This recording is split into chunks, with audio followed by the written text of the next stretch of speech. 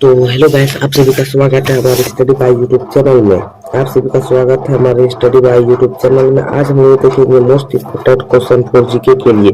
तो जो भाई साहब भी हमारे जीके के लिए आज हम लोग क्लास 9 का चैप्टर नंबर 5 है, जिसका हम लोग वीवीआई प्लस इसका सोल्यूशन देखेंगे। इससे पहले हम इसका मुख्य बिंदु पढ़ लेते हैं। क्या क्या मुख्य बिंदु इसमें है, थोड़ा जूम कर लिए हैं। जीवन की संरचना एवं क्रियात्मक इकाई को कोशिका कहा जाता है। जीवन की संरचनात्मक एवं क्रियात्मक इकाई क्या है, तो कोशिका। यह सभी जीवों की मूलभूत इकाई, सजीवों की मूलभूत इकाई। सभी सजीव कोशिका से बने होते। सभी सजीव हम लोग जो बने हैं तो किससे मिलकर बने, कोशिका से मिलकर बने। कोशिका मिलकर क्या बनता है, ऊतक। और हम लोग का अगला चैप्टर ऊतक ही है। कोशिका हमारे शरीर को आकार प्रदान करती है, इसीलिए यह संरचनात्मक इकाई। कोशिका हमारे आकार प्रदान करती है शरीर का, इसलिए इसको संरचनात्मक इकाई कर। शरीर की सभी कार्य कोशिका स्तर पर होता है, इसीलिए शरीर क्रियात्मक इकाई है। इसको क्रियात्मक कोशिका क्रियात्मक इकाई कहा जाता है, क्योंकि शरीर का हर एक कार्य कोशिका पर ही होता है, इसलिए इसको क्रियात्मक इकाई कहा जाता है। और संरचनात्मक इकाई क्यों कहा जाता है, उसका शरीर का आकार प्रदान करता है। तो आगे बढ़ते हैं अगले बिंदु की ओर। कोशिका को 1665 ईस्वी में रॉबर्ट हुक ने पता लगाया था। रॉबर्ट ब्राउन ने 1831 में कोशिका में केंद्रक का पता लगाया। 1665 में मृत कोशिका की खोज रॉबर्ट हुक ने की और ब्राउन ने इसमें कोशिका को केंद्रक खोजा। वे जीव जो एक ही कोशिका से बने होते एवं स्वयं ही एक संपूर्ण जीव बना लेते हैं, एक कोशिकीय जीव कहलाते हैं। जैसे अमीबा, पैरामीशियम, केलामाइड और बैक्टीरिया से हो गए आदि। ये जीव जो एक से अनेक कोशिका से विभिन्न का निर्माण करते बहुकोशिकीय कहलाते हैं। जैसे हम लोग जीव हो गए, पादप हो गया, ये सब बहुकोशिकीय का उदाहरण है।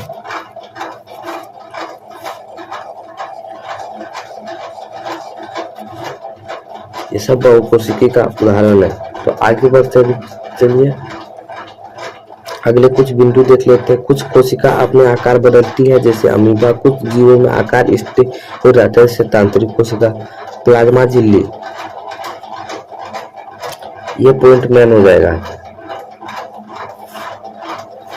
प्लाज्मा झिल्ली कोशिका के बाहरी परत का कोशिका के बाहरी पर्यावरण को अलग रहती है। प्लाज्मा झिल्ली कोशिका बाहरी परत से बाहरी चीजों से अलग रहती है। प्लाज्मा झिल्ली लचीली होती है और कार्बनिक अणुओं से लिपिड का प्रोटीन दो परतों से बना होती है। लिपिड और प्रोटीन से मिलकर बना होता है। अमीबा जिस प्रक्रिया से भोजन ग्रहण करता है इंडोनोस्टिटिसिंग कहलाता है। विसरण एक कोशिका में होने वाली प्रक्रिया है, जिसमें कार्बन डाइऑक्साइड और ऑक्सीजन गैस जैसे गैस पदार्थों के अणुओं के परिवहन वर्णात्मक परागमय झिल्ली के द्वारा होता है। यह प्रक्रिया विसरण कहलाती है। जल के अणुओं की गति वर्णात्मक परागमय झिल्ली द्वारा हो तो उसे परागमय कहते हैं। केंद्रक कोशिका का सबसे बड़ा कोशिका अंग है, जो कोशिका के अंदर पाया जाता है। गुणसूत्र क्रोमोसोम कोशिका के केंद्रक में ही पाया जाता है, जो सिर्फ कोशिका विभाजन के समय ही दिखाई देता है। केंद्रक के चारों ओर दोहरी परत का स्तर होता है, जिसे केंद्रक झिल्ली कहते हैं। केंद्रक झिल्ली में छोटे छोटे छिद्र होते हैं। इन छिद्रों से केंद्रक के अंदर का कोशिका द्रव केंद्रक के बाहर जा पाता है। गुणसूत्र का एक छाड़ाकार स्लाइडिकार संरचना होती है, जो कोशिका के केंद्रक में पाए जाते हैं। ये कोशिका विभाजन के समय दिखाई देते हैं। गुणसूत्र क्रोमोसोम आनुवंशिक गुण होते हैं, जो मतदान पिता डीएनए डीऑक्सी राइबोन्यूक्लिक अम्ल, यह आपका वेरी इंपॉर्टेंट हो जाएगा। इसको आप अंडरलाइन कर अणु के रूप में अलग संपादित करता है। क्रोमोसोम डीएनए का से क्रोमोसोम का कार्य लिख लीजिए भी, इनमें से प्रोटीन बनाता है और क्या होता है, डीएनए को क्रियात्मक जीन कहते हैं। डीएनए को क्रियात्मक जीन भी कहा जाता है, ये भी आप लोग ध्यान रखिएगा। जो जीवन की कोशिका विभाजन की प्रक्रिया में भाग नहीं लेते, उसमें डीएनए का केमिकल पदार्थ के रूप में विद्यमान रहता है। तो हम लोग का यहाँ वेरी पॉइंट हम लोग यहाँ पर पढ़ लिया। आप चलिए सोल्यूशन की ओर आगे बढ़ते हैं। आप सोल्यूशन के आगे बढ़ने से पहले आप लोग चैनल को सब्सक्राइब कर लीजिए, प्लस में वीडियो को लाइक कर लीजिए। तो चलिए बिना कुछ देरी के आगे करते हैं। तो अभी पॉइंट हम लोग का कंप्लीट नहीं हुआ, देखने तो कितना लंबा हम लोग का पॉइंट है। वो अभी पॉइंट बहुत लंबा है, इससे पहले हम इसलिए पीछे करके पहले पॉइंट कंप्लीट कर लेते हैं। कोशिका विभाजन के दौरान केंद्रक भी दो भागों में विभक्त हो जाता है। नई कोशिका में जनन कोशिका के ही सभी गुण मौजूद रहते हैं। यह कोशिका के विसरण एक परिपक्व पद को निर्धारण करता है, साथ ही साथ सजीव कोशिका की रासायनिक क्रियाओं को भी निर्देशित करता है। साथ ही सजीव को कोशिका के रासायनिक क्रियाओं को भी निर्देशित करता है। पैरोक्टिक कोशिका, जिन कोशिका के केंद्रक झिल्ली नहीं होता है, उन्हें पैरोक्टिक कोशिका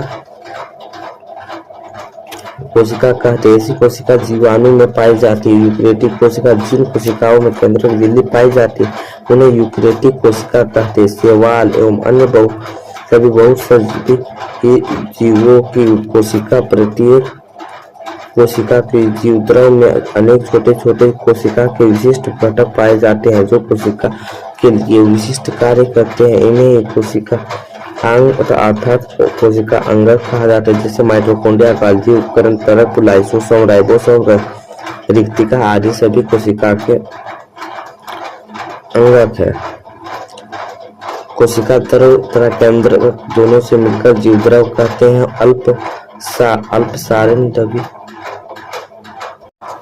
अल्पसारणी दबी विलयन, हाइपोटोनिक सॉल्यूशन। यदि कोशिका को तनु ड्यूलिटी विलयन में उत्पन्न होने वाले मध्य में आधार जल के शक्कर अथवा नमक की मात्रा कम और जल की मात्रा ज्यादा में रखा गया हो, जो जल पराशर विधि द्वारा कोशिका के अंदर चला जाता है, इसे विलयन को अल्पसारी दाबी कहा जाता है। समआराशी दाबी विलयन, स्टोनिक सॉल्यूशन। यदि कोशिका को ऐसे मध्यम विलयन में रखा जाए जिसमें बाह्य जल की सांद्रता कोशिका में स्थित जल की सांद्रता को ठीक बराबर हो, तो कोशिका झिल्ली में जल में कोई शुद्ध गति नहीं होगा, जिसे विलयन में परास्परिक दाबी विलयन कहते हैं। अतिपराशरी दबी विलयन, यदि कोशिका के बाहर वाले विलयन के अंदर के घोल में अधिक सांद्र हो, तो जल पराशर द्वारा कोशिका के बाहर आ जाएगा। इसे विलयन को अतिपराशरी दबी विलयन कहते हैं। कोशिका भित्ति के वल पादप कोशिका में ही पाई जाती है, जो कि मुख्यतः सेलुलोज की बनी होती है। पोरे की सरात्मक दृढ़ता कठोरता प्रदान करती है। राइबोसोम कोशिका के द्रव के मुक्त अवस्था में पाई जाने वाली आकृति की संरचना होती है। कोशिका द्रव में मुक्त में पाई जाने वाली अंतःद्रव्य जलिका ER से जुड़ी हो सकती है। राइबोसोम की कोशिका प्रोटीन फैक्ट्री का भी कहा जाता है। राइबोसोम की कोशिका को प्रोटीन फैक्ट्री किसको कहा जाता है? राइबोसोम को प्रोटीन फैक्ट्री भी कहा जाता है। ये वाला आप लोग को वेरी इंपॉर्टेंट होगी। यह झिल्ली से घिरी लाइसोसोम कोशिका अपशिष्ट निपटान वाला तंत्र। लाइसोसोम किसका है? अपशिष्ट निपटान वाला तंत्र है। यह झिल्ली से घिरी होती है। लाइसोसोम बाहर पदार्थों के साथ साथ कोशिका टूटे भागों को परिचित करके साफ करते। कोशिका को साफ करने के कार्य किसको होता है? लाइसोसोम। लाइसोसोम बहुत शक्तिशाली पाचन एंजाइम की मदद से साफ करती कार्बनिक पदार्थ को तोड़ मकान में सक्षम होती है। माइटोकॉन्ड्रिया दोहरी झिल्ली वाली कोशिकाएं में बाहरी झिल्ली में छिद्र होती है एवं भीतरी झिल्ली में बहुत अधिक वलित होती है। इसमें उसका अपना डीएनए माइटोकॉन्ड्रिया अपना डीएनए होता है। राइबोसोम होता है। माइटोकॉन्ड्रिया को कुछ प्रोटीन सवय बनाता है, इसीलिए माइटोकॉन्ड्रिया अद्भुत अंगक है। प्लेस्टिड केवल पादप जंतु कोशिका में स्थित होते। प्लेस्टिड के भीतर रचना बहुत झिल्ली वाली स्ट्रोम होती है। प्लेस्टिड भी डीएनए बना सकती है और माइटोकॉन्ड्रिया के राइबोसोम भी इसमें होता है। तो चलिए आगे बढ़ते हैं। राजधानी ठोस अवस्था तरल पदार्थों की संग्रहता थैलीय जंतु की राजधानी छोटी होती है, जबकि पादप की कोशिका की राजधानी बहुत बड़ी होती है। कुछ पौधे के लिए कोशिकाओं की केंद्रीय की राजधानी की माप कोशिका के आयतन 50% से 90% तक होती है।